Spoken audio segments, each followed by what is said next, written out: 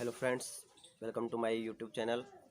Last video में हम लोगों ने पढ़ा था टेंस की बेसिक नॉलेज के बारे में, जिसमें सब्जेक्ट, ऑब्जेक्ट और वर्ब के बारे में हम लोगों ने जाना था। और आज हम लोग पढ़ेंगे सिंपल प्रेजेंट टेंस या present indefinite. So let's start the time waste. तो फ्रेंड्स, आज हम पढ़ रहे हैं simple present tense, present indefinite tense. इसी को हम सिंपल प्रेजेंट टेंस कहते हैं और इसी को हम प्रेजेंट इंडिफिनिट टेंस कहते हैं। इसकी हिंदी पहचान में क्या होता है? ता है, ती है, ते हैं, ता हूँ, ती हूँ, ये हिंदी वाक्यों के अंत में आते हैं। इस टेंस में ऐसे कार्य आते हैं जिनको कि वर्तमान में बार बार दोहराया जाता है। एक तरीके से आप कह सकते हो डेली रूटीन के कार्य, दैनिक दिनचर्या वाले जो काम है सारे इसमें आते हैं। इसके अफर्मेटिव स्वीकारात्मक वाक्यों में he, she, it, name singular person के साथ वर्ब की फर्स्ट फॉर्म, और उसमें ऐसे ही ऐसा आता है। किस किस के साथ आता है? ही, शी, इट, नेम और सिंगुलर पर्सन, एक वचनकर्ताओं के साथ क्या आता है? इनके वर्ब की फर्स्ट फॉर्म, उसमें ऐसे ही एस आता है। आयु देवी और प्लूरल नाउन यानी बहुवचन संज्ञाओं के साथ क्या आता है? केवल वर्ब की फर्स्ट फॉर्म रहती है। इसके नेगेटिव वाक्यों में he, she, it, name singular के साथ डज नॉट प्लस वर्ब की फर्स्ट फॉर्म आती है। यहाँ पे ध्यान रखने वाली बात है, ही, शी, इट, नेम और सिंगुलर नाउन के साथ डज नॉट प्लस वर्ब की फर्स्ट फॉर्म आती है। आयु देवी और बहुवचन यानी प्लूरल नाउन के साथ क्या आता है? डू नॉट प्लस वर्ब की फर्स्ट फॉर्म। तो इस टेंस के इंटरोगेटिव जो सेंटेंस होते हैं उनमें क्या होता है, उसमें दो तरीके से क्वेश्चन बनते हैं। जैसे कि फर्स्ट वाले में तो क्या है, वो हेल्पिंग वर्ड से शुरू होते हैं, और सेकंड वाले में WH वर्ड यानी कि वाई, हुम, विच, वेयर इनसे शुरू होते हैं। कहने का मतलब है हिंदी वाक्यों के स्टार्ट में आता है क्या वह खाना खाता है, क्या वह हंसता है, क्या वह सोता है। तो ऐसे वाक्यों को बनाने के लिए आप लोगों को फर्स्ट फार्मूला जो दे रखा है, सबसे पहले हेल्पिंग वर्ब जो कि फिक्स है यहाँ पे, डू और डज, वो, उसके बाद सब्जेक्ट, वर्ब की first form, object, place, time, other. उसके बाद में फिर जो सेकंड वाला है WH वर्ड वाला जो फार्मूला दे रखा है इसने, वो WH वर्ड वाला फार्मूला काम आता है जब क्या, क्यों, कब, कैसे ये वर्ड वाक्य के बीच में आ जाते हैं। हिंदी वाक्यों कहाँ आ जाते हैं? बीच में आ जाते हैं, तब हम लोग ये सेकंड वाला फार्मूला काम में लेते हैं। आइए कुछ एग्जांपल की सहायता से हम लोग इस टेंस को समझते हैं। जैसे अफर्मेटिव सेंटेंस जो स्वीकारात्मक वाक्य होते हैं उनमें ये फार्मूला चलता है, और फार्मूले के तहत देखो इसमें सबसे पहले सब्जेक्ट आता है, फिर उसके बाद वर्ब की फर्स्ट फॉर्म आती है, ऑब्जेक्ट आता है, और उसके बाद प्लेस और टाइम आता है। ठीक है, तो इसमें फर्स्ट एग्जांपल जो दिया हुआ है वो दिया हुआ है, मैं रोज़ाना 8 बजे मेरा नाश्ता लेता हूँ। तो इसका जो इंग्लिश ट्रांसलेशन इसने किया है, I take my breakfast at 8 AM daily. तो इसमें सबसे पहले जो इसने आई लिया है अपने सब्जेक्ट, आई क्या है यहाँ पे? सब्जेक्ट, और आई के साथ इसने लेने की फर्स्ट फॉर्म लगा रखी है इसने टैग। क्या लगा रखी है? टैग। तो टैग जो फॉर्म है, अब देखिए याद कीजिए, ही, शी, इट, नेम और सिंगुलर के साथ हम लोग वर्ब में ऐसे ही एस लगाते हैं, लेकिन आयु देवी के साथ हम कुछ भी नहीं लगाते। आयु देवी के साथ हम केवल वर्ब की फर्स्ट फॉर्म रखते हैं। और माई ब्रेकफास्ट ये हो गया आप लोगों का एक तरीके से ऑब्जेक्ट। तो I take my breakfast at AM daily, daily हो गया हमारा टाइम। तो एक तरीके से आप लोग इसमें ये देखिए कि ये हमारे डेली रूटीन का काम है कि मैं रोज़ाना 8 बजे मेरा नाश्ता लेता हूँ। सेकंड एग्जांपल देखिए, हम दिवाली पर हमारे मकान को सजाते हैं। हम दिवाली पर हमारे मकान को सजाते हैं। We decorate our house at Diwali. We decorate our house at Diwali. तो आयु देवी के साथ वही सजाने की मीनिंग होती है अपने डेकोरेट फर्स्ट फॉर्म। तो आयु देवी के साथ हम लोग डेकोरेट में ऐसे ही एस तो लगाएंगे नहीं, केवल फर्स्ट फॉर्म रखेंगे। तो वी डेकोरेट आवर हाउस, हमारे मकान को एट दिवाली, दिवाली पर सजाते हैं। थर्ड है आप लोगों के, हमारे किसान उनके मवेशी की देखभाल करते हैं। हमारे किसान उनके मवेशी की देखभाल करते हैं। आवर फार्मर्स, फार्मर्स एक सिंगुलर नहीं है, ये प्लूरल है। आवर फार्मर्स, हमारे किसान। तो प्लूरल के साथ क्या लगता है? आयु देवी प्लूरल के साथ वही फर्स्ट फॉर्म लगेगी। तो लुक आफ्टर, लुक्स आफ्टर नहीं करना है, ओनली लुक आफ्टर। तो our farmers look after their cattle, उनके मवेशियों की क्या करते हैं? देखभाल करते हैं। फोर्थ एग्जांपल है, वे छात्रावास में रोज़ाना हमको अच्छा भोजन देते हैं। तो बे की मीनिंग दे हो जाएगा, वही आयु देवी प्लूरल नाउन है। They give us, they give us, दे के साथ गिव लगी फर्स्ट फॉर्म। अस गुड फूड, यहाँ पे देखिए दो ऑब्जेक्ट दे रखे हैं इसने। पहला तो है अस और दूसरा है गुड फूड। मैंने आपको बताया था जो अपने डायरेक्ट और इनडायरेक्ट ऑब्जेक्ट याद कीजिए, तो हम लोग प्राथमिकता देंगे अस। इस टाइप के जो ऑब्जेक्ट होते हैं हमारे अस, मी, थर्ड रूप वाले, उनको हम प्राथमिकता देते हैं। तो देखिए, they give us good food in the hostel daily. ठीक है, उसके बाद आगे चलते हैं, इसी के और एग्जांपल समझते हैं। वे छात्रावास में रोज़ाना हमको अच्छा भोजन देते हैं, आप लोगों ने पढ़ लिया। वह रसोई में रोज़ाना 1 कप तोड़ती है। She breaks a cup in the kitchen daily. She breaks a cup in the kitchen daily. तो शी के साथ देखिए अब ही शीट नेम आ गया। ही शीट नेम और सिंगुलर के साथ क्या हमको एस लगाना पड़ता है, एस या ई एस लगाना पड़ता है। तो ही शीट नेम का देखो शी के साथ बैक में लग गया एस। शी ब्रेक्स क्या तोड़ती है, 1 कप तोड़ती है, कहाँ, इन द किचन डेली यानी रोज़ाना। वह प्रत्येक सुबह इस फर्श को धोता है। ही वॉशेज, देखिए ही शीट नेम के साथ वॉश, वॉश यानी धोने की मीनिंग होती है, और इसमें क्या लग जाएगा, इसमें ई एस लग जाएगा, क्योंकि मीनिंग के पीछे क्या आ रहा है, S, double S, C H, S H ये आते हैं, तो उनमें क्या लग जाता है, ई एस लग जाता है। ही वॉशेज दिस फ्लोर, फ्लोर यानी फर्श, एवरी मॉर्निंग, प्रत्येक सुबह इस फर्श को धोता है। मैं हर मौसम में सूती कपड़े पहनता हूँ। तो मैं की मीनिंग आई के साथ फर्स्ट फॉर्म लगेगी केवल, ही शीट ऐसे ही एस तो लगना नहीं। आई वियर कॉटन क्लॉथ्स, सूती कपड़े, नॉट कपड़ा, कपड़े तो clothes. I wear cotton clothes in every season.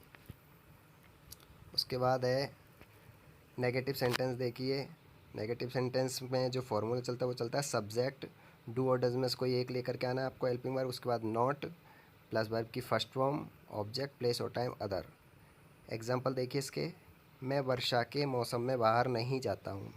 अब देखिए नेगेटिव सेंटेंस चल रहे हैं, मैंने आपको बताया था ही शीट नेम और सिंगुलर के साथ डज नॉट लगता है। आयु देवी और उसकी बहू यानी बहुवचन, ये याद रख लीजिए आप लोग, आयु देवी और उसकी बहू यानी ये बहुवचन संज्ञाओं के साथ, कर्ताओं के साथ क्या लगता है आप लोग के याद रखना, क्या लगता है, डू नॉट।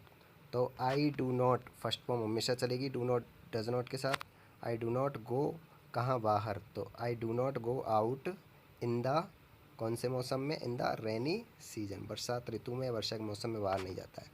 सेकंड एग्जांपल है, वह प्रतिदिन शाम को बाज़ार नहीं जाता है। तो he does not go to market every evening. He does not, he she it name के साथ डज लग जाएगा, तो does not go to market every evening. वह बाज़ार में ताज़ी सब्जियां नहीं बेचता है। तो ही डज नॉट, बेचने की मीनिंग होगी sell, first form. He does not sell the fresh vegetable in the market. उसके बाद फोर्थ एग्जांपल, वह ऑफिस में मेरी सहायता नहीं करता है। तो he does not help, he she it name के साथ डज नॉट लग जाएगा, ही does not help me in the office. उसके बाद फिफ्थ एग्जांपल है, वह खाना नहीं खाता है। ही डज नॉट ईट फूड। उसके बाद देखिए अब आप लोग इंटेरोगेटिव सेंटेंस में, इंटेरोगेटिव सेंटेंस में मैंने आपको बताया था 2 तरीके के सेंटेंस। फर्स्ट है आप लोगों के हेल्पिंग वर्ब से शुरू होने वाले। अब हेल्पिंग वर्ब से शुरू होने का मतलब है कि स्टार्ट में क्या शब्द आएगा। तो देखिए एग्जांपल से समझते हैं, क्या तुम रोज़ाना एक अखबार पढ़ते हो।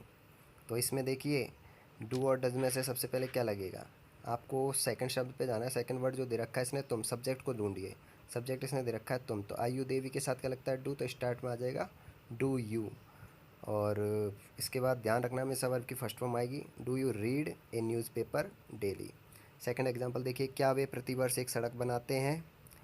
तो अब देखिए सब्जेक्ट क्या है इसमें, बे, अब बे के साथ क्या लगता है, डू, तो do they will A road every year.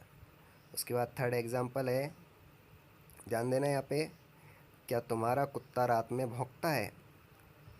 तो अब देखिए तुम्हारा कुत्ता सिंगुलर है, ध्यान देना, तुम्हारा कुत्ता सिंगुलर है, तो यूर डॉग, अब ये सिंगुलर तो इसकी वजह से क्या लगेगा, does, does your dog first form, भौंकने की मीनिंग क्या होती है, वार्क, कब, एट नाइट। बहुत से क्या करते हैं इस जगह पे इन द नाइट कर देते हैं, जैसे in the morning in the evening करते हैं ना, इस तरीके से इन द नाइट कर देते, ध्यान रखना एट नाइट होता है, इन द नाइट नहीं होता है।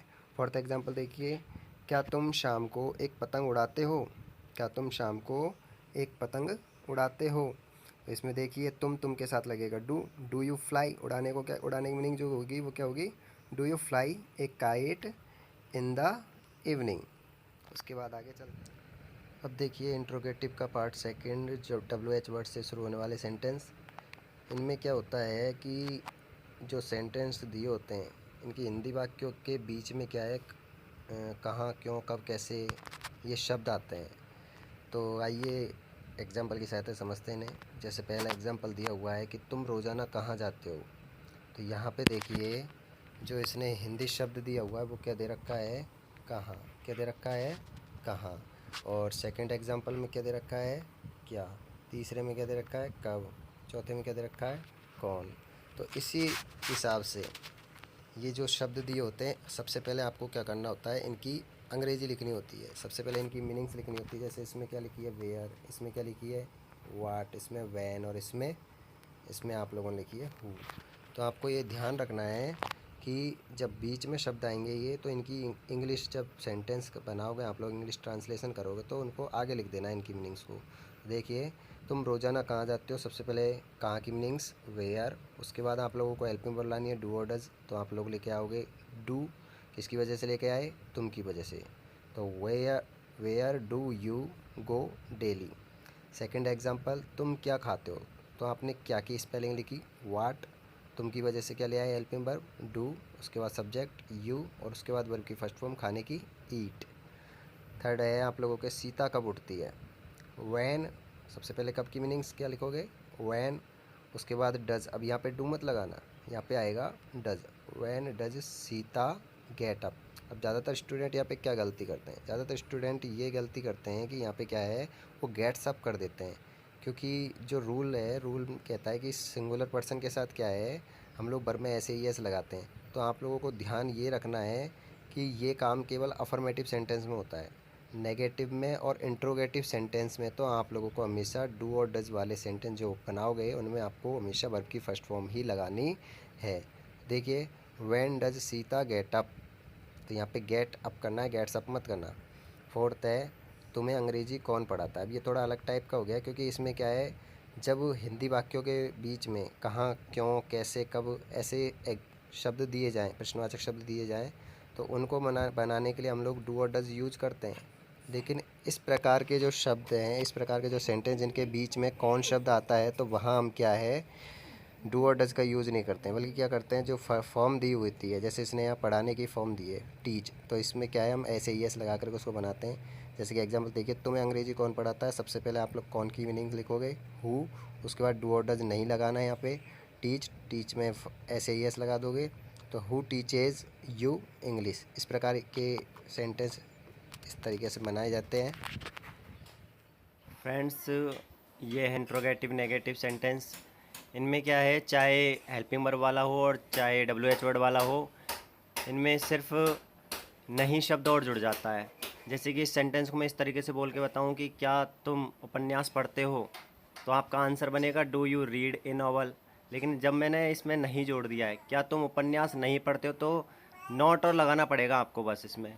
तो करना कैसे है, do you not read A novel, do you not read A novel. इसने किया क्या है, सिर्फ सब्जेक्ट के और आप लोगों के जो वर्ब की फर्स्ट फॉर्म होगी उनके बीच में क्या लग जाएगा, नॉट। इसी तरीके से सेकंड एग्जांपल को देखिए, तुम विद्यालय क्यों नहीं जाते हो। इसमें पहले आप लोगों को WH वर्ड लिखना है, उसके बाद आप लोगों के हेल्पिंग वर्ब डू और डज में से इसने लिया है डू, वाई डू, फिर सब्जेक्ट और फिर नॉट और वर्ब की फर्स्ट फॉर्म। उसके बाद यहाँ पे इसने प्लेस दे दिया, स्थान। तो बना क्या, why do you not go to school, why do you not go to school. इसने किया क्या है, मैंने आपको बताया था, सब्जेक्ट की और वर्ब की फर्स्ट फॉर्म के बीच में क्या जुड़ जाएगा, नॉट जुड़ जाएगा। इस तरीके से इस प्रकार के सेंटेंस बनाए जाते हैं। फ्रेंड्स, आई होप कि आपको आज का सिंपल प्रेजेंट टेंस समझ में आ गया होगा। और अब नेक्स्ट वीडियो में हम लोग पढ़ेंगे प्रेजेंट कंटिन्यूस टेंस पार्ट 3 में। So thanks for watching my YouTube channel.